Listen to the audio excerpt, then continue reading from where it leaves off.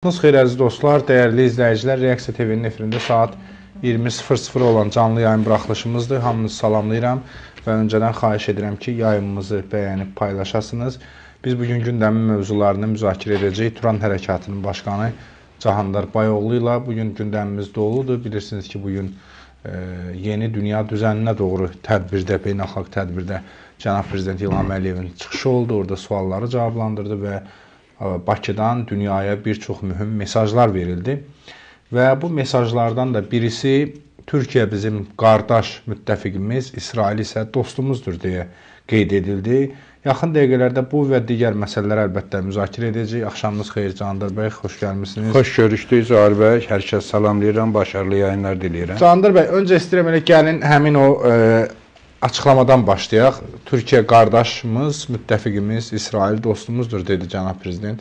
Əslində bugün Zahir bəy Ada Universitetində gerçəkləşən toplantı yeni dünya düzənində Azərbaycan oldu. Çünki yeni dünya düzəninə doğru idi mövzu.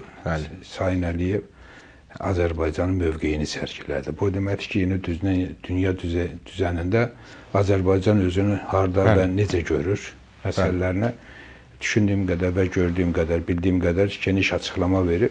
Və eyni zamanda açığı deyim ki, mən bugünkü açıqlamada Azərbaycan strateji hədəflərində çox ciddi bir mesajların olduğunu gördüm və hansısa bir yanlışlıq hiss etmədim, görmədim öz düşüncələrimə görə. Bu baxımdan Azərbaycanı biz gələcəyini necə görürüksə, onu bugün dövlət başçısının dilindən eşitmək şəxsən mənə məmnun etdi. Özəlliklə dost və qardaş dövlətlər, qonşu dövlətlər, küresel güclər, ayrı-ayrı böyük super güclərlə bağlı Sayın Əliyevin açıqlamaları olduqca ciddi idi.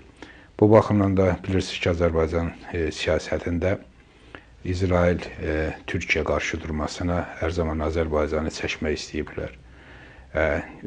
Söhbət Türkiyəni Azərbaycana qarşı qoymaqdan gedir. Azərbaycanda Türkiyəyə qarşı qoymaqdan gedir. Bununla hansı qüvvələr etdiyini biz bilirik. Bu baxımdan Sayın Əliyevin Türkiyə müttəfiq qardaş dövlətdir. İsraildə dostdur və Şuşa bəyannaməsində xatırlatması artıq Azərbaycanın özünün siyasi kursuna sadiq qaldığını bir daha nümayiş elətdirmişdir. Və yeni dünya düzənində Türkiyə ilə birlikdə olduğunu bir daha mesajını vermişdir. Özəlliklə Türkiyə müttəfiq qardaş dövlətdir. O deməkdir ki, dostumuz qardaşımıza və müttəfiqimizə qarşı davam edəcəksə, deməli dostluğumuz pozula bilər. Bu baxımdan Sayın Əliyev həm də çox gözəl bir notlara toxunub, deyib bir dəfə də biz İsrail-Türkiyə münasibətlərində ciddi qarşı durma olduğu zaman ara buruluculuqda oldu və yaxınlaşdırmada münasibətlərin düzəlməsində öz deyək ki, siyasi uğurumuzu gerçəkləşdirə bildik. Mən bunu tamamilə qəbul edirəm. Özəlliklə bilirsiniz ki, 2023-cü ildə sentyabr ayında Sayın Erdoğan BMT-nin toplantısına, genel kurul toplantısına gedəndə orada Türkiyə evində Netanyahunu qəbul etdi, xatırlayırsınızsa. Və Netanyahunu qəbul etdikdən sonra görüşdə açıqlamalar verildi ki, görüş bitdikdən sonra, yəni Eylül ayının hər halda 20'si bu aralıqda Amerika'da, New York'da görüşdəydilər. Oktyabr ayının 10'unda da Netanyahunun Türkiye'ye bir səfəri gözlənilirdi və ciddi anlaşmalar olacaqdı. Həmin anlaşmalarda enerji resurslarının daşınması, nəqli və küresel siyasətdə bölgesel işbirliği, Akdeniz'də işbirliği ilə bağlı ciddi anlaşmalar olacaqdı. Maalesef ki 7 oktyabr Qəzza olayları, Qəzzaya olan hücumlar başladı. Bunu hansı güclər etdi, nədən etdi? O təbii ki ayrı bir mövzudur. Amma mən hesab edirəm ki, bu İsrail-Türkiyə münasibətlərini böyük zərbə vurdu və bu günə qədər də İsrailin Qəzzaya, Filistinə olan münasibətinin dəyişməz qalması Türkiyə-İsrail münasibətlərinə böyük zərbə vurur. Və belə bir durumda da təbii ki, bugün Sayın Əliyev bir daha da açıqlama verdi ki, biz daha çox yenə də çalışırıq ki, bu qarşıdurma olmasın. Və bu qarşıdurma olmamaq üçün hər halda Sayın Əliyev bir mesaj da vermək istəyirdi ki, biz yenidən bunlar iki dövlətin yaxınlaşmasında iştirak edə bilərik. Həm də mesajı var idi. Bu mesajların içərisində hər kəs də bilməlidir ki, Sayın Əliyev bildirirdi ki, biz qarşı durmanın olmasını istəmirik. Çünki bizim də özümüzdə müəyyən problemlər yaradır. Yəni, bu ona dəlalət edirdi ki, iki dövlət anlaşmalıdır. Amma iki dövlət anlaşması məsələsində təbii ki, böyük bir sual çıxır. Çünki Türkiyənin İsrailə qarşı hər hansı bir qəsd planı yoxdur. Bəli. Nə ərazi iddiası var, nə onun dövlət bütünlüyünə qarşı bir siyasəti var. Əksinə, Türkiyə hər zaman İsrailə dəstək olub. Hətta İsrail dövləti yarananda ilk onu tanıyan Türkiyə dövləti olub dünyada. Və ona qədər də İsrail torpaqlarında 600 bizim müsəvi dinindən olan dostlarımızın qorunmasında, yaşamlarının yüksək səviyyədə təmin olunmasında Osmanlı İmperiyası birbaşa iştirak edib. 600 il az tarix deyil. Və tarixində təbii ki, biz Yahudilərlə belə götürsək, təbii ki, o dövr İsrail dövləti yox idi və Osmanlı İmperiyasının tərkibində bir əyalət idilər. Və bütün hallarda ona qədər və ondan sonraki bütün dövrlərdə türklər hər zaman Yahudilərin arxasında durub, onlara dəstək olublar. Tarixdə heç kim deyə bilməz ki, hansısa bir Yahudi soyqırımında və Yahudilərə olan hansısa bir baskıda türklər iştirak edib. Hətta hər kəs bilir ki, 18-ci ildə Qafqaz müsəlman ordusu Bakıya gələndə Qubada belə Yahudilərin qırğınların qarşısını alan ordu Qafqaz müsəlman ordusu. Bəli. Biz Azərbaycanda belə Yahudilərin qırğınlardan, məruz qalan qırğınlardan xilas olmasında iştirak etmişik. Yəni, söhbət Türk ordusundan gedir, Osmanlı İmperiyasının və sonraki Türkiyə Cumhuriyyətinin siyasətindən gedir. Və eyni zamanda da bilirsiniz ki, Azərbaycan bağımsızlığına qovuşan kimi ən sıcaq münasibətlər sağladığı dövlətlərdən biri İsrail olub. İsraildən də fərqli olaraq dünya Yahudilərindən Azərbaycanın və Türkiyənin hər zaman isti münasibətləri qalıb. Hələ bugün Türkiyə-İsrail münasibətlərində İsrail dövlət kimi Türkiyəyə böyük sorun yaşasa da, dünya Yahudilərindən Türkiyənin elə bir sorunu yoxdur bugün. Yəni, biz bugün İsrail, Yahudi, Türkiyə məsələlərini müzakirə edəndə biz Yahudilərlə İsraili ayırmalıyıq. Dünya Yahudilərindən hər hansı bir problem yaşamayan böyük Türk milləti var və eyni zamanda hər kəs də bilir ki, dünya Yahudilərinin etnik baxımdan böyük bir qismi də türk soyludur. Biz bunların müsəvvidirlər və türk soyludular. Biz bunları götürsək, təbii ki, hər hansı bir etnik zəmində bizim anlaşılmayan tərəflərimiz yoxdur. Sadəcə İsrail dövlətinin fəlsəfəsində aşırıcılıq, bölgəyə öz gücünün dışında daha çox sahiblənmə və ayrı-ayrı xalqları və dövlətləri əzmək düşüncəsində olan bir fəlsəfə var ki, bu fəlsəfə mən hesab edirəm ki, hətta dünya Yahudilərin, hətta həm də İsrail xalqının da maraqlarına uyğun gəlmir. Bu, İsrailin siyasi elitasında hakim olan Siyonizmidir ki, Siyonizmi bugün həm də İsrail xalqını əzir. Bunun maraqlarını başqa güclərlə toqquşdurub əzdirir. Yeri gəlmişkən Candar bəy, Netanyahu və Trump görüşündə də Trump'ın açıqlaması, artıq bunu tamaşaçılarımız da bilir, mən təkrar bunu oxumaq istəmirəm bu açıqlamanı. Erdoğan haqqında çox yüksək fikirlər dedi və Netanyahu da biz bu məsələdə hər şeyin barışla başa çatmasını istəyirik. Sanki orada da Trump Netanyahu'ya sən yanlışsan demək istədi. Bu doğrumu? Bu əslində Netanyahunun Zahir bəy, Amerika səfəri daha çox Türkiyə məsələsinə əsr olunmuşdu. Türkiyənin yüksələn gücü bölgədə, özəlliklə Suriyada və son zamanlarda Türkiyənin Suriyada hərbi bazaları, əskəri üslər deyirik, qurma məsələləri gündəmdə olduğuna görə bilirsiniz, Türkiyə dövləti bütün dövlətlərə mesaj göndərib ki, biz Suriyada əskəri üslər quracaq. Hətta yerlərini bildirib. Bu Suriyanı, İsraili çox narahat edib. İsrail də buna qarşı bir savaş halına gətirəcək düşüncə ortaya qoyur. Qəbul etmir Türkiyənin Suriyadakı gücünü və onu hesab edir ki, Türkiyə Suriyada güclənəcəksə, bu İsrailin dövlətinə qarşı bir qəsd planı olacaq. Özünə təhdid kimi dəyərləndirir. Və eyni zamanda siz də xatırlayırsınız ki, bir neçə gün bundan öncə Hakan Fidan hətta bir açıqlama verdi ki, Suriyadan biz İsraillə hansı bir qarşı durmaya maraqlı deyirik və mümkün də deyil, istəmirik. Və Suriyada müstəqil dövlətdir. İnanırıq ki, müstəqil bir Suriya dövləti də İsrail üçün təhdid ola bilməz. Qonşuluq və barış içərisində bölgənin olmasını istəyirik. Bunlar təsadüfi açıqlamalar deyildi.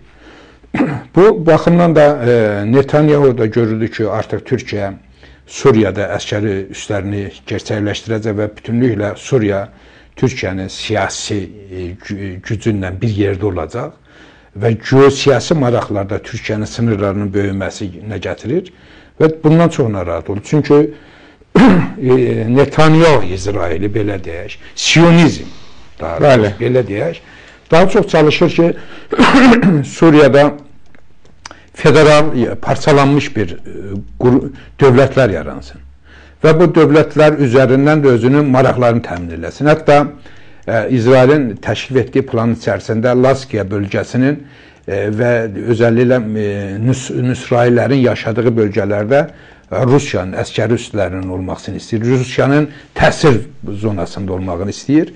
Özü Dürzilərin və Çolan təpələrində olan bölgələrə özü sahiblənmək istəyir.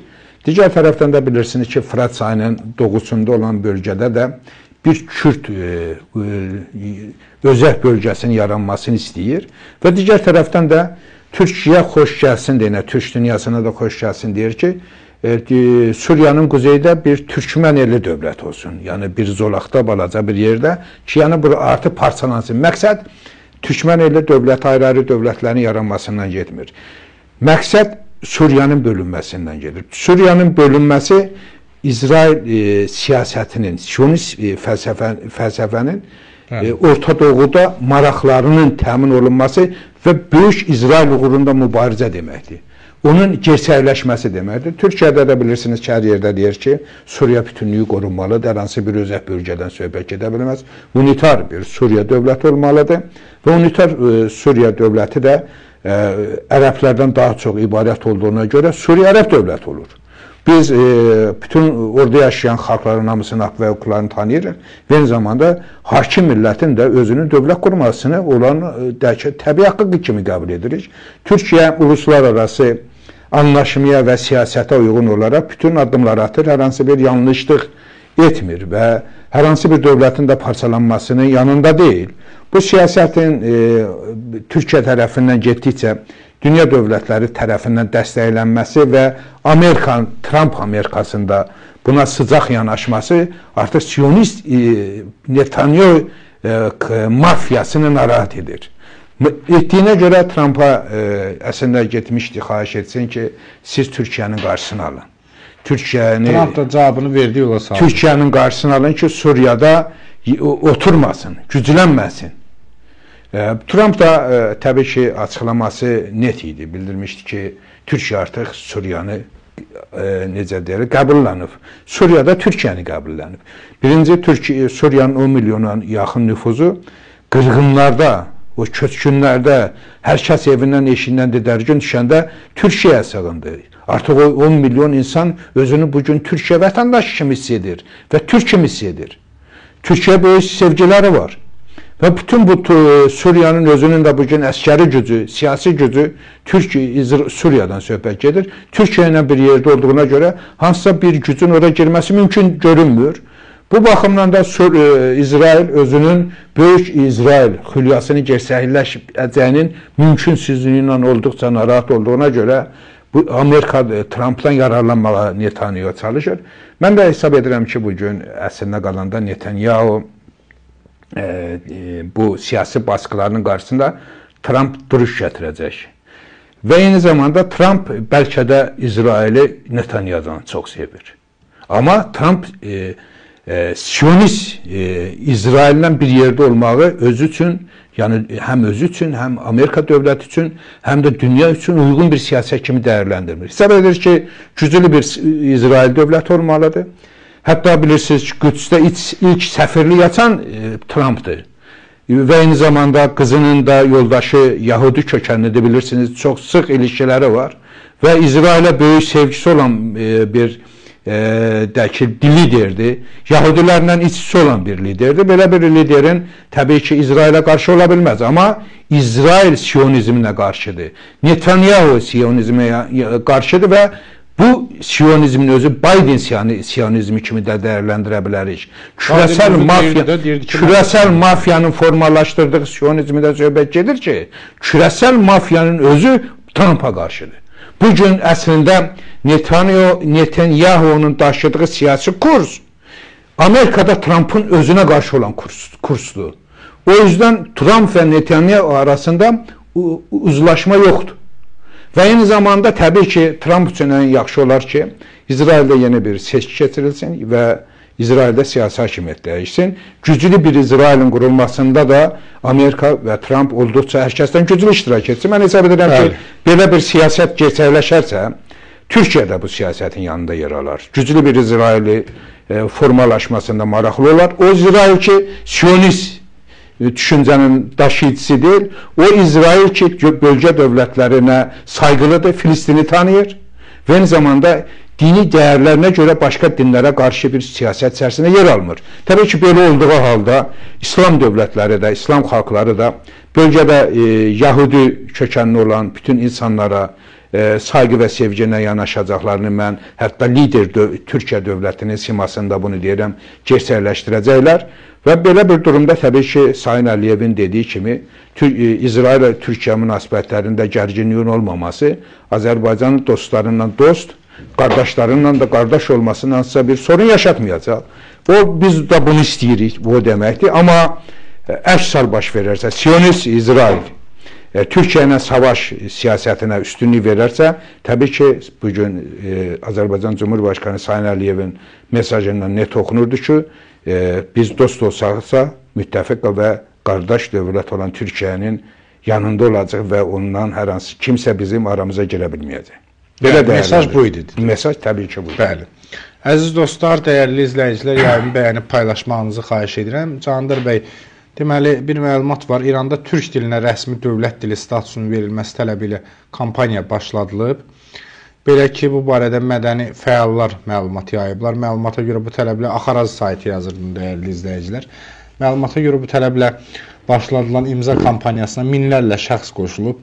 Dəyərli dost, dil ədalətini gerçəkləşdirmə kampaniyası türk dilini İranın rəsmi dillərindən biri olaraq tanınması üçün çalışır. Buna görə də sizdən xahiş olunur ki, bu petisiyanı imzalamaqla bu qanuni və ədalətli tələbimizi dəstəkləyəsiniz. Sizin imzanız dil ayrı seçkilini aradan qaldırmaq və mədəni haqlarımızı əldə etmək yolunda təsirli bir addımdır deyə müraciətdə qeyd edilib. Buyurun. Sağ ol, təbii ki, bir millət dili uğrunda mübarizə aparırsa, ölümdən xilas olmaq istəyir deməkdir. Çünki bir millətin özünün dili var və o dilin də bir statusu və onun kullanım imkanları olmalıdır. Özəlliklə çoxunluqda olan millətdən təbii ki, söhbət gedir. Azınlıqda olan yüzdə deyərdim ki, heç 20-15 olan, 15 deyə 17-18 olan bir fars millətin adına köklənmiş faşizm və İran adlı Azərbaycan siyasi coğrafiyasının %1-ni təşkil edəməyən bir güc. Hakimiyyəti tamamilə fars adına ələ keçirərək, farsçılıq üzərindən başqa millətlərin, özələ türk millətinin haqq və hüquqlarını tapdalamaqla türklər üzərində bir hakimiyyət qurub, böyük türk millətinin parçalanma siyasətində dış güclərin əlini oynayan bir siyasət çərçivəsində yer alıb, özünü qorumaq istəyirsə, onun üzərindən bir səltənət qurubsa və bu qurduğu səltənətin içərisində də bugün dəyişən dünyada özünə yer tapa bilmirsə və getdikcə bu tənəzzülə uğrayırsa, İran adlanan Azərbaycanda təbii ki, dil uğrunda mübarizə, etnik kimlik uğrunda mübarizə, isim və soyadlar uğrunda mübarizə və nəhayətdə bir türklük mücadiləsi bütünlüklə böyük fürsət almaqdadır. Mən hesab edirəm ki, dil uğrunda da bugün belə bir imzalama kampaniyasının gerçəkləşməsi təbii ki, dünya türklərinin bir həmrəylik kampaniyası ola bilər. Mən də hesab edirəm ki, hər kəs bu kampaniyada iştirak eləməlidir. Özelliklə biz dünya Azərbaycanlıları, dünya türkləri bu kampaniyada öz sözlərini deməlidirlər və biz dil uğrunda mübarizəni bugün imza kampaniyasından gerçəkləşdiririksə və bugün də İran adlanan Azərbaycanın parlamentosundan məsələ müzakirəyə çıxarılırsa, Prezident Pezişkiyanın dilindən səslənərək ki, anayasanın 15-ci maddəsi də imkan verir ki, türk dili işləş dili olsun. Amma bütün bunların heç biri keçərli deyil. Biz hesab edirik ki, artıq türk dili İranda rəsmi status alıb dövlət dili olmalıdır. Və dəyişən İranda dil məsələsi ciddi məsələdir. Çünki bugün İran xalqının %95-i türk dilini bilir. Amma İran xalqının %50-sinə yaxını fars dilini bilmir. Siz bilirsiniz də yəqin ki bunu. Bəli. Çox adam elə bilir ki, İranda hər kəs fars dilini bilir. Amma Azərbaycan şəhərlərində, kəndlərində insanlar fars dilini bilmir. Hətta ki, bizim kəndlərimiz var ki, orada insanlar 5 dənə farsça söz bilmirlər. Bəli.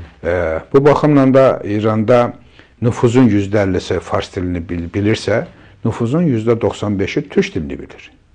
Və türk dili rəsmi status alırsa, təbii ki, əhali daha çox o dildə danışır, o dildə yazır və rahat olur və bir-bir anlaşırlar, dövlətin idarə olunması da kolaylaşır. Bu baxımdan da dövlətin rəsmi dilinin türk dili olması vacib məsələdir. İnanıram ki, bu siyasət ona doğru gedir. Dəyişən İran, təbii ki, və İranın siyasi mənzərəsi ona doğru bizi aparır ki, biz İranda rəsmi dilinin də türk dili olacağını görəcək. Bir çoxları, hətta bəzən mən də açıqlama verirəm ki, hətta fikirlərimin içərisində mənaca yox, tək fikrimin içərisində birdən deyirəm ki, İran dağılan İran. Amma biz gəlin qəbul edək ki, biz rejimin dağılmasından təbii ki, söhbət gedir. Yəni teokratik rejim və idarəçiliyin, yönətimin dağılmasından gedir. Siyasi coğrafiya olaraq təbii ki, biz İran adlanan Azərbaycanın dağılmasından danışa bilmərik. Biz İranın dəyişməsindən danışa bilərik. Biz İranın dağılmasını deyil, İranın başdan başa dəyişməsi uğrunda bu mübarizədəyik ki, bu dəyişmədə İranda dövlət dili türk dili olur, dövlətin adı türk dövləti olur. Və eyni zamanda təbii ki, dövlətin bütün geosiyasi mahiyyəti dəyişir. Dövlətin bütün xarakteri dəyişir. Bütün xarakteri böyük türk dövlətinin dövlət məfkürəsi əsasında formalaşır. Biz bunun uğrunda böyük türk millətinin İran adlanan Azərbaycanda bu mübarizədə olduğunu görürük. Mən hesab edirəm ki, belə bir mübarizədə bugün Cumhurbaşqanı olan Pezişkiyan da belə bir mübarizənin komponentlərindən biri kimi dəyərləndirilə bilər. Çünki biz daha çox İran adlanan Azərbaycanda soydaşlarımızın hansı fikirdə olmasından daha çox, o daha çox nəyə meyilli olmasından biz düşünürük və illəridə nələr baş verəcəyini, daha doğru olacağını dilə gətiririk. Pezişkiyan görürsünüz ki, türk dilinin vacibliyindən, mən özümün türkəm deməsindən qürur duyduğunu dilə gətirir. Bunun kimi artıq Şərqi Azərbaycan ostanında yazışmalarının türkçə olduğunu hər kəs bilir. Beləliklə, Tehranda bu tələblər güclənir və bununla yanaşı da İran bürokratiyasının hər kəs bilir ki, böyük əksəriyyəti, %70-i türkdür. Tehran bürokratiyasının belə %70-i türkdür. Parlamentonun %40-ı türkdür bugün. Eyni zamanda təbii ki, əskəri güc %70-80 arası yüksək rütbəli zabitlərin böyük əksəriyyəti türkdür və gəlin açıq etiraf edək ki, və bunu xalqımızla da bölüşək ki, zaman-zaman Sepah Azərbaycana qarşı terror təşkilatları yaratsa da Hüseyniyum və digərlərini və Azərbaycana qarşı kərimə dövləti qurmaq niyyətində olan bir fikrin arxasında duran bir Sepah var idisə, həmin Sepahın da generallarının %70-i 80-i türk idi. Amma bugün türklük dalğası Və dünyada gedən dəyişənlik, özəlliklə bölgədə böyük türk millətinin gücünün artması həmin insanların da məfkürəsində ciddi dəyişənlik yaradır. Türk soylu olduqlarını xatırlayırlar və beləliklə böyük türk millətinin iradəsinin yanında olacaqlar və qısa zamanda mən hesab edirəm ki, nəinki dilimizin İran adlanan Azərbaycanda rəsmi status almasını gətirəcək bu və eyni zamanda dövlətin adını da dəyişəcək və bütünlüklə İran adlanan Azərbaycan dəyişərək Azərbaycan türk dövləti olacaq.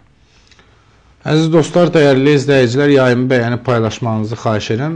Candar bəy, son vaxtlar deməli İranla ABŞ arasında da bir gərginlik yaşanır. Ayın 12-si də bir danışıqlar masasının qurulacağı deyilir. Bir ay əvvəl Pezeşkiyanın da bir açıqlaması oldu ki, biz vasitəçilərin iştirakı ilə bu görüşü keçirəcəyik İran olaraq. Nə baş verir? Digər yandan da ABŞ Ermənistana silahlı qüvvələrini göndərir.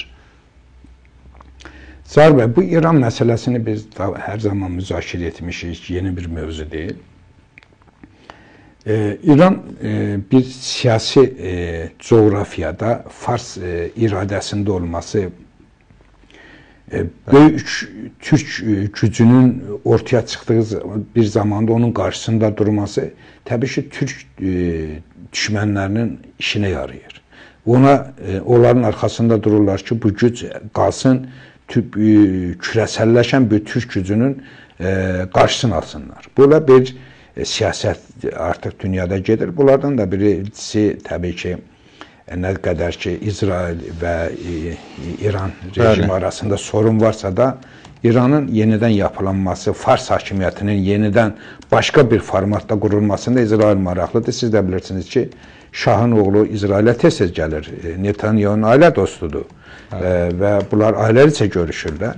Və digər tərəfdə də Amerikada da bunların lobbiçiliyini eləyən güclər çoxdur. Maraqlar odur ki, bu molla Fars faşizmi artıq qocalıb, hərəkət eləyə bilmir, ömrünün son günlərini yaşayır. Başqa bir formatda Fars faşizmi qorumaq istəyirlər. Onun uğrunda əslində bir mübarizə var. Bunlar da istəyir ki, molla Fars faşizminin əlində nükleer silahı olmasın. Nükleer silahının Fars faşizminin əlində olması hər halda Amerika və İsrail özləri üçün bir təhlükə hiss edirlər ki, əgər bunlar nükleer silahını əldə edəcəklərsə, molla Fars faşizmini dəyişmək və onlar üzərindən əməliyyat keçirmək mümkün olmayacaq. Bu baxımdan da onların nükleer silahı yaratmasının qarşısında bir mübarizə içərisindədirlər. Amma İran adlanan coğrafiyada Fars hakimiyyətinin qorunmasında maraqlıdırlar. Belə bir durum təbii ki, bugün İranın içərisində də fərqli fikirlər yaradır. Böyük əksəriyyət xüsusilə Molla Kratiya, Fars faşist cəryanları hesab edirlər ki, onlar nükleer silahını əldə edib güclənməlidirlər və özlərinin hakimiyyətini uzatmalıdırlar. Onun uğruna bir mübarizə gedir və ona qarşı olan güclərin də onlara qarşı bir mübarizəsi gedir. Bu baxımdan da bilirsiniz ki, Trump da dəfələrlə açıqlama verib, İranın nükleer silahının istehsalı ilə bağlı olan niyyətindən geri çəkilməsini istəyir. Hər halda İran da Amerika yönətiminə, yəni bugünkü Fars faşizminə danışırıq, inanmadığına görə, qarşıda hansı fərqli bir siyasət yürüdəcəklərini də bilmədiklərinə görə deklarativ bəyanatlar verirlər ki, nükleer silahını davam elətdirəcək istehsalını. Bunlar əslində dünya dövlətlərinin nəbzini yoxlayırlar həm Amerikanın, həm də bölgə dövlətlərinin onlara olan münasibətini öyrənmək istəyirlər və bunun yanında həm də siyasi bir alverə keçmək istəyirlər ki, Amerika ilə danışıqlara getsinlər. Danışıqlarda özlərinin siyasi hakimiyyətinə təminat alsınlar. Əslində, nükleer silahı istehsal edildik deyən İran, özlərinin gələcək siyasi hakimiyyətlərinə təminat alıb, Amerikanın və digər dövlətlərin onlara qarşı olmadığını bir razılıq əldə etmək istəyirlər və bunların arasında bu siyasi oyunlar gedir. Biz də hesab edirik ki, belə bir oyunların Azərbaycan və böyük türk millətinin siyasi gələcəyinə hər hansı bir müəyyən mənada fərqli bir təsir imkanları olsa da, nəticəni dəyişməyəcək bir güc deyirlər, dəyişəcək. Orada rejimin dəyişəcək, İranı başdan başa dəyişəcək bir güc varsa, o da türk millətinin özüdür.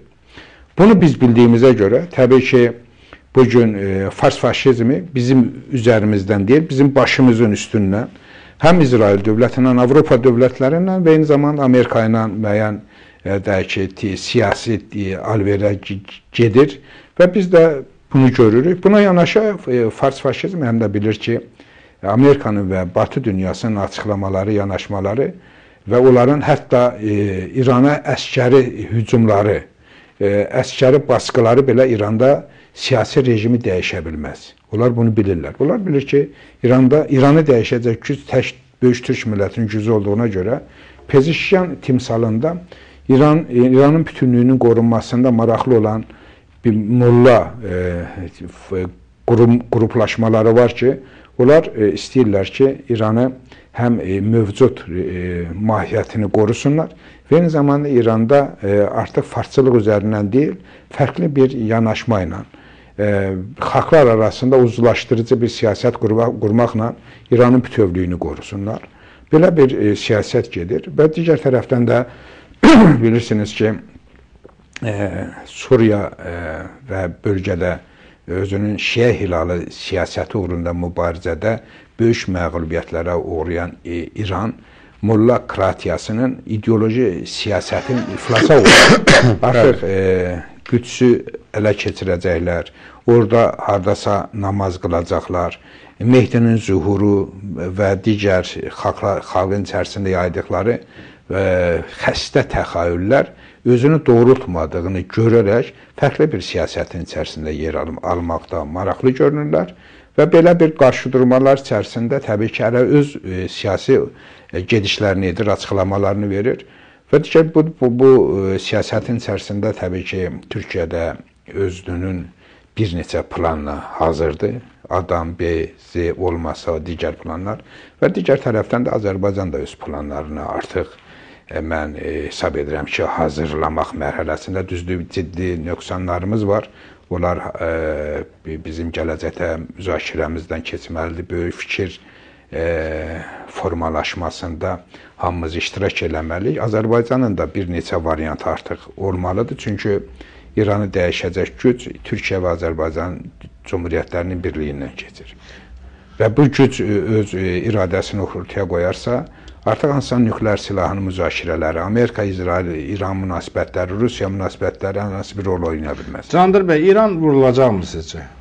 İran necə vurula bilər ki? Hərbi cəhətdən bombalanmaq. Ola bilər ki, İranın ayrı-ayrı əskəri deyək ki, hissələrini, birliklərini vursunlar. Özəlliklə deyək ki, onların uçaq alanlarını, füzə istehsal olunan yerləri, yeraltı bilirsiniz, onların böyük bir hərbi bazaları var. Onların bəzi yerlərini vura bilərlər. Amma bütünlüklə İrana qarşı bir əskəri həmlə gerçəkləşərsə, bu Amerikanın və bütün dünya dövlətlərinin məğlubiyyətinə gətirər. Və eyni zamanda bilirsiniz ki, biz də buna qarşıyıq. Biz İranda hansısa böyük bir çatışmanın, insan qırğınını qəbul edə bilmərik. Yaxşı, Ermənistandakı ordu sizcə İrana qarşı addım ata bilərmi? Bu artıq mən hesab edirəm ki, İsrailin və Amerikada olan küresel mafiyanın, Fransanın və Yunanistanın planına oxşuyur. Yəni Ermənistandan vurula bilər. Ermənistan üzərindən Azərbaycan və Türkiyə öz dövlət və milli maraqlarına çıxış etdikləri zaman, Azərbaycanı və Türkiyəni kullana bilmədikləri zaman poligon kimi Ermənistan ilə istifadə etmək planını bular. Nə oldu? Ermənistan dost, qardaş ölkəsi idi, bacı ölkəsi idi. Bilirsiniz ki, Ermənistanın tarixi kökü olmayan millətlərin dövlət anlayışı ilə əslində danışmaq mümkün deyil.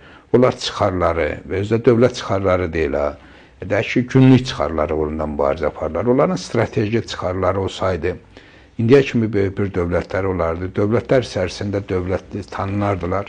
Hətta 30 il bağımsız olan bir Ermənistan dünyanın hansısa qlobal bir projelərində iştirak edə bilərdi. Görsə, hər şeydən məhrumdur.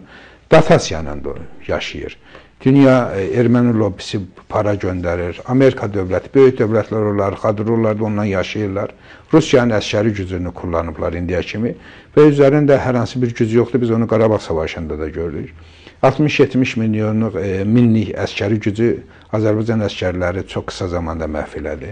Hətta bir gün tamamlanmayan biz Xankəndinin, Xocalı və digər ərazilərin də bir 20 minə yaxın əskərdən xilas olmasını gerçəkləşdirdik. Bunu dünya dövlətləri gördü. Savaşan əskəri olmayan bir ermənilərdən danışırıq. Dövlət olmayan ermənilərdən danışırıq və bu baxımdan da Ermənistana dövlət demək doğru deyil. Hər zaman haydut erməni dövləti demişik. Haydut bir erməni eşkıya dövləti olan bir Ermənistandan danışırıqsa, oranı hər kəs kullana bilər. Hər kəsin maraqlarına uyğun olaraq ola bir poligon kimi istifadə oluna bilər. Amma bir yerə qədər. Ermənilər də hiss etsə ki, onların əraziləri poligon kimi kullandığı bir zaman onların hamısı məhvə doğru gedəcək, həmən o kullanılmaqdan imtina edərlər. Mən inanıram ki, sonda ermənilər, Ermənistanda yaşamaq istəyən ermənilər nəhayət Türkiyə və Azərbaycanın gücünə sığınacaqlar və belə bir gücdən yararlanaraq özlərinin mövcud və yıxılmağa doğru gedən dövlətlərini qorumağa çalışacaqlar. Bu, onların təbii ki, son seçimi olacaq. Hələlik ki, hər kəsdən kullanıb bizə qarşı qoymaq istəyirlər və bunlardan nail ola bilmirlər. Fars-faşizmi də bilir ki, erməni onlara istənilən zaman zərbə vura bilər. Çünki eyni əxlaqın, eyni dəyərlərin daşıyıcılarıdır və bilirlər ki, onlar hansı həddə qədər, hansı dostluqları edə bilərlər. Bunu özləri də tarixdə birgə yaşadıqlarına görə hər hansı bir deyək ki, qaranlıq tərəfləri yoxdur onların. Növbəti bir sualım var. Bu, əlbəttə ki, Türkiyədəki davam edən gərginliklə bağlıdır. Türkiyə bizim bugün dövlət başçımızın da dediyi kimi qardaş və müttəfiq dövlətimizdir. Candar bəy, üzr istəyirəm tamaşaçılardan. Bu, daha çox bizim peşə xəstəliyimizdir. Farangit biraz havasızlığa düşən kimi dərhal boğazda quruma baş verir. Sizdən də bizə keçir sonra. Danışmaqdan irəli gəlir bu. Deməli, Candar bəy, bu bazar günü Ana Müxalifət Partiyası bir qurultay keçirdi Ankarada və Özgür Özel yenidən genel başkan seçildi partiyaya. Və daha sonra partiyanın bir mitingini keçirdi Ankarada və çox ciddi ittihamlar səsləndirməyə başladı. Hətta o ittihama qədər ki, İmamoğlu'nun həbsinin Trump'la razılaşdığını qeyd elədi və bilirsiniz ki, bununla bağlı da artıq Cumhurbaşkanı Sayın Erdoğan Özgür Özel'i məhkəməyə verib bu ifadələrinə, bu və digər ifadələrinə görə. Nə baş verir Türkiyəmizin daxili siyasətində? Əslində, Türkiyənin daxili siyasətində fikri doğru deyil. Burada Özgür Özel'in də açıqlamasında bir həqiqət var. O da nədir? Dünyada bugün iki dənə güc savaş halındadır. Biri LGBT Amerikası, biri də Trump Amerikası. Bəli. Trump Amerikası LGBT Amerikasını əzməklə məşğuldur. Əzdikcə dünya dövlətlərində olan LGBT Amerikasının uzantıları da böyük zərbə alır. Dünənə qədər Türkiyədə ayrı-ayrı dış güclərə bağlı olan partiyalar, sivil toplum təşkilatları, tanınmış adamlar dövlətə qarşı mübarizə apardığında onların hər zaman LGBT Amerikası və onun klubu olan, LGBT Amerikasının klubu olan Avropa Birliyi tərəfindən dəstəklənirdilər. Həmin dövlətlərə qarşı böyük bir baskı gerçəkləşdirirdilər və onlar yaşayırdılar və güclənirdilər, söz sahibi olurdular.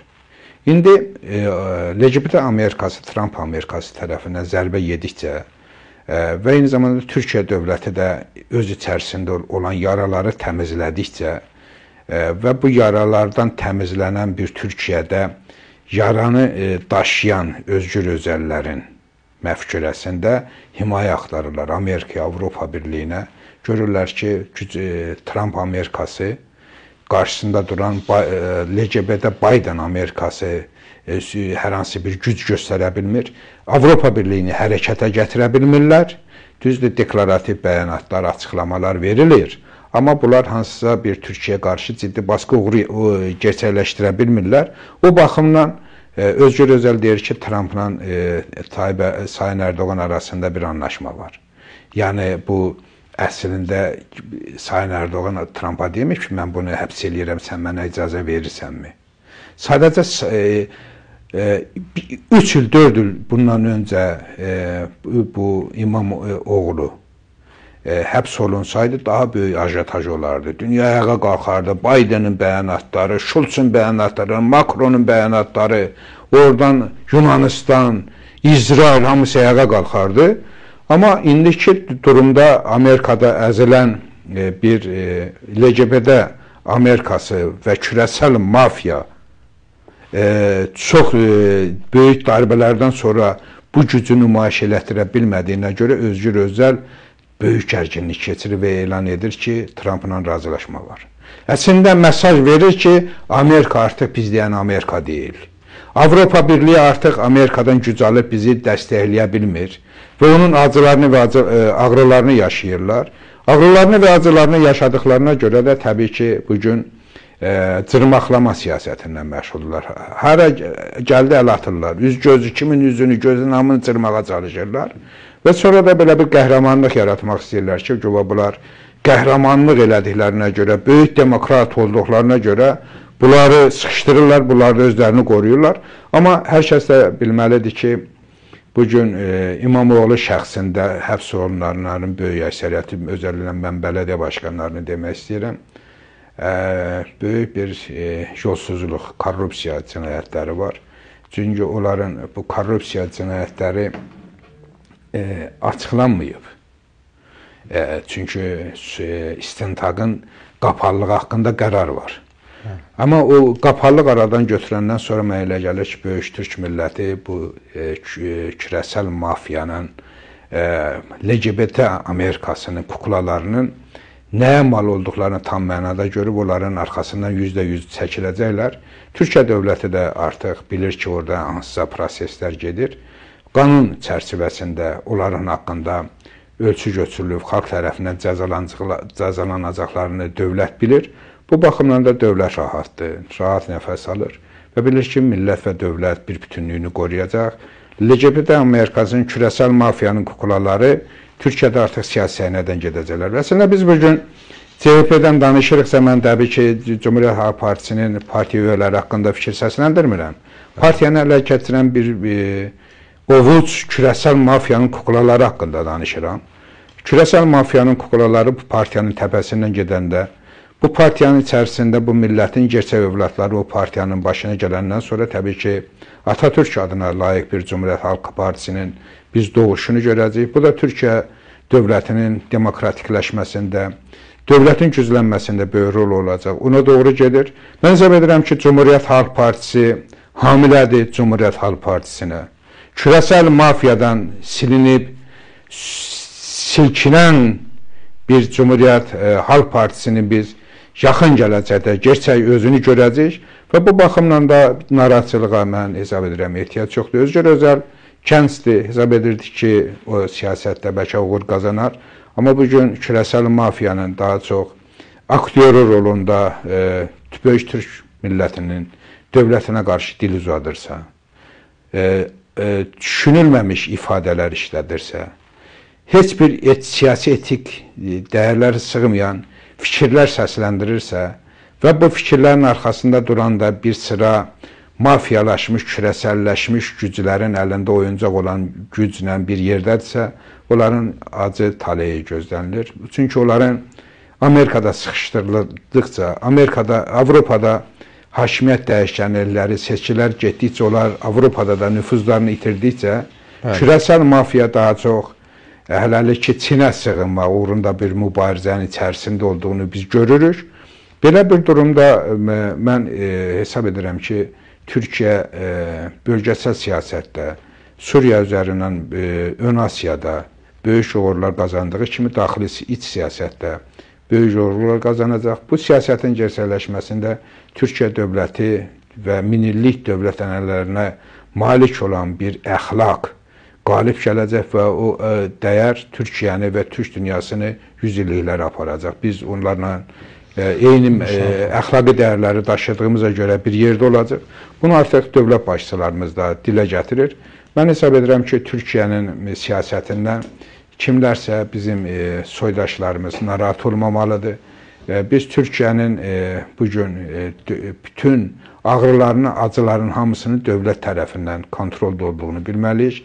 Nizamsız hər hansı bir və dövlətin bilmədiyi və onun qarşısında duracaq hansısa bir əməllərinin olmadığı bir Türkiyənin olmadığını dilə gətirməliyik, belə düşünməliyik və digər tərəfdən də Zahir bəy, mən hesab edirəm ki, Amerika Biden-Lecibdə cəryanı, kürəsəl mafiya və onlarla yan-yana siyonizm, onlarla yanaşı Avropanın bugünkü klubunda kəmikləşən bir güc getdikcə kövrəkləşir və dağılır və dağıldıqca da böyük uğursuzluqlara məruz qaldığı bir zamanda dünyada dediyim kimi Trump Amerikasının LGBT Amerikasına qalib gəlməsi və eyni zamanda dünya dövlətləri içərisində də prosesi paralel aparacaq və bundan sonra biz yeni dünya düzəni haqqında danışa bilərik. Hələlik dünyada iki cəbhə var.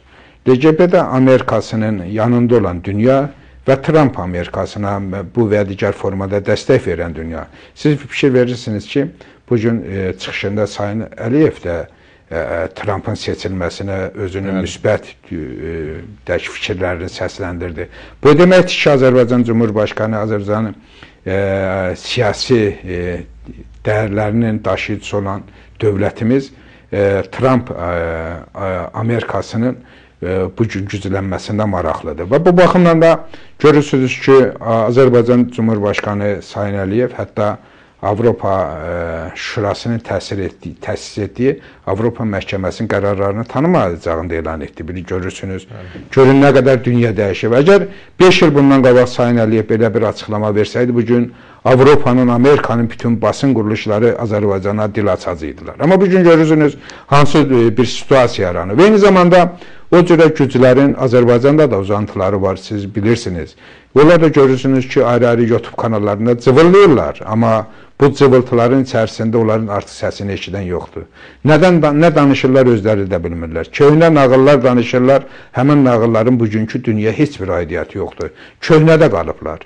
Bəzi siyasətçilər 93-cü ildə meydanda qaldılar. Hələ də meydan əxlaqından kənara gedə bilmirlərsə, bu adamlar da hələ də küresel mafyanın düşüncəsi altında və eyni zamanda LGBT Amerikasının dəyərlərinin içərisində özlərinin hələ də nəyəsə nail olacaqlarını düşünürlər və yanılırlar və mən inanıram ki, Azərbaycanda da bu siyasət dəyişəcək. İnanıram ki, Yeni Azərbaycan Partiyası içdən %70 dəyişəcək, güclənəcək. Və bununla yanaşı Azərbaycan siyasi mühitində olan partiyaların böyük əksəriyyəti artıq siyasətdən gedəcək. Azərbaycanda daha güclü bir partiya yaranacaq düşüncəsindəyəm və bu partiyada dövlətə qulluq edəcək. Daha küresel Amerikaya, ondan sonra küresel Avropa Birliyinə qulluq eləməyəcək. Azərbaycan dövlətinə, Azərbaycan xalqına qulluq edən, Azərbaycan dövlətinin maraqlarının yanında olan güclü ikinci bir partiya Azərbaycanda olacaq ki, o da dövlətin tam mənada dəstəkçisinə çevriləcək. Dövlət də o partiyaların güclənməsində maraqlı olacaq ki, gələcəkdə hansısa quldur dəstələri Azərbaycanda siyasət eşqinə düşə bilməsinlər. Bu baxımdan mən hesab edirəm ki, Zahir bəy, biz ən böyük sorunu Suriyada çözdük. Türkiyə əslində dünyanın siyasətini Suriyada çözdü. Bunu hər kəsin bilməsi lazımdır. Suriyada Türkiyə dünya siyasətini çözdüsə, Yunasiyada söz sahibi Türkiyədir. Türkiyə ilə bərabər Türk dövlətləridir. Və eyni zamanda siz son zaman diqqət edirsiniz ki, küresel mafiyanın uzantıları Azərbaycanda, Türkiyədə və Avropa Birliyi özü, LGBT Amerikası, Yunanistan, İsrail daha çox çalışır ki, Türk dövlətləri arasında sorun yaratsınlar. Özellikle görürsünüz ki, Avropa Birliği'nin klubunda olan küresel mafyanın LGBT Amerikasının uzantıları çalışırlar ki, Türk dövlətlərinə özlərini yaxın göstərsinlər, özlərinin yanına çəksinlər. Hətta Türkiyəni Avropa Birliyinə dəvət edirlər ki, nədir? Türk Birliyi yaranmasın. Bu əslində Türk Birliyini küresel mafya özü üçün ən böyük təhlükə hesab edir. LGBT Amerikası küresel mafya siyonizm üçün ən böyük maniyə bugün Türk Birliyidir. Ona görə də çalışırlar ki, Türk dövlətləri üzərində ayrı-ayrı əməliyyatlar keçirsinlər. Orta Asiya diqqət eləmişsinizmi?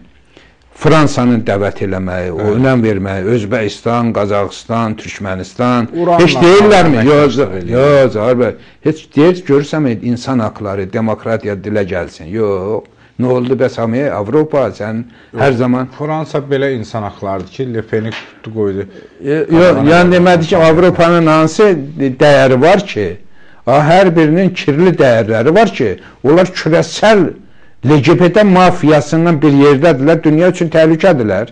Bu təhlükəni də özlərinin maskasını elə dəyişmişdilər ki, insanlar desin, nə gözəldir. İçinə girəndə tamamilə zibildən başqa bir şey deyildi. Bu baxımla mən deyirəm. İndi də türk dəyərləri dünya siyasətinə qayıdırsa, deməli, ədalət, əxlaq, çox prinsiplər bütün dövlətlərin içərisinə gedəcək. Bu baxımdan türk dövlətlərinin birləşməsinin qarşısını alırlar.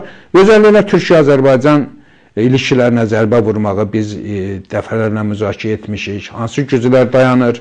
Hətta bu yaxınlarda gördünüz ki, bu oyunda Çin də bizə qarşı da böyük mənadır. Çünki kürəsəl mafiyanın bugün toplandığı məkan Çindir. LGBT Amerikası ən çox dayaq nöqtəsi Çindir. Avropada sıxışdırırlar, Amerikada sıxışdırılırlar. Sıxışdırıldıqca toplanırlar Çinə və Çin üzərindən də bugün türk dövlətləri üzərində bir əməliyyat gerçəkləşdirirlər. Məsələn, Qazaxıstan üzərində hər kəs bilir ki, Çinin bir etkisi var. Qazaxıstanın Kiprin Cumhuriyyət kimi böyük elçi atanmasında iştirak edirlər. Məqsəd, türk dövlətləri arasında ziddiyyət yaratsınlar. Və bunun yanaşı Özbəkistanı da şirinləşdirib o siyasətə çəkirlər. Türkmənistanı da paralel. Bu da Kuzey Kıbrıs Türk Cumhuriyyətindən bağlı böyük türk millətində, dünya türklüyündə rahatsızlıq yaradır. Nəticədə türk dövlətlərini üz-üzə qoya bilər siyasəti ortaya çıxır. Amma gördünüz bugün Sayın Əliyev birbaşa Kıbrıs Türk Cumhuriyyətindən bağlı açıqlama verdi.